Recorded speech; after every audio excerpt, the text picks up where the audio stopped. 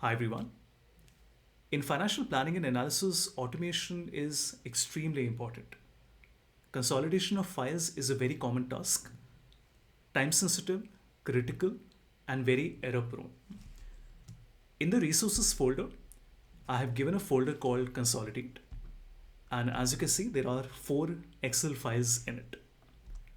If I can open and show it to you, the first one is 101 rows, including the heading. So we have the volume, open, high, low, close, adjusted close, and the symbol. Similarly, there are 4 files in this folder. So I can come to ChatGPT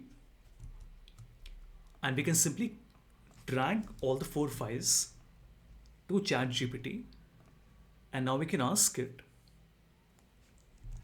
combine all the files, right? That is what we want. But it makes sense to first verify whether the headings are matching or not. So I'm going to ask it, headings are matching.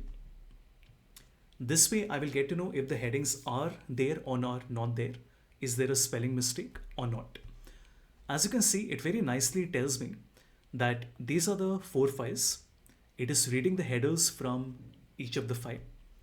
And it now tells me that the headings in all the 4 Excel files are identical. Now I'll ask it to combine all the 4.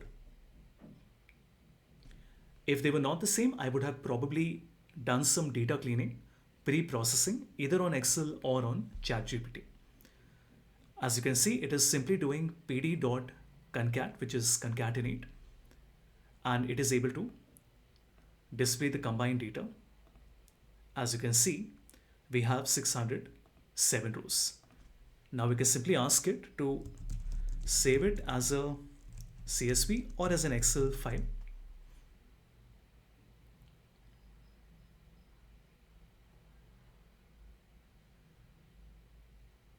Let us download it. And if you can see, we get the combined data. How easy was that? One more way of approaching this could be to say that this is my folder. Write VBA code to combine all the Excel files from this folder. This means that we are not directly doing it on ChatGPT, so I don't have to upload any of my files. I'm simply asking it to give me the VBA code, which I can then run on my local Excel. Let us walk through the code. We are setting the folder path, that is the one that I have given. We are creating a new workbook to consolidate the data. If you notice, we are adding a sheet, calling it consolidated data. Then we want to get the first file in the folder that we have given, only Excel files, so it is going to ignore all the others. It will run a loop through all the files to go through each one of the files.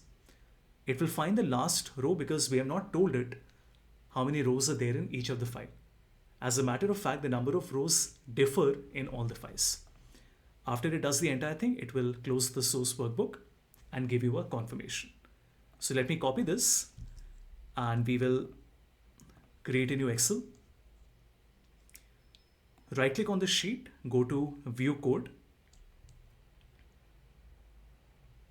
Ignore the rubber duck, that's an additional application I have on my system. On the left, if you see, currently I'm working on the workbook called book 1. So if I right click, we can insert a module. And in this module, I can simply paste the code. Now, before I run it, do note that there is no guarantee it will work the first time.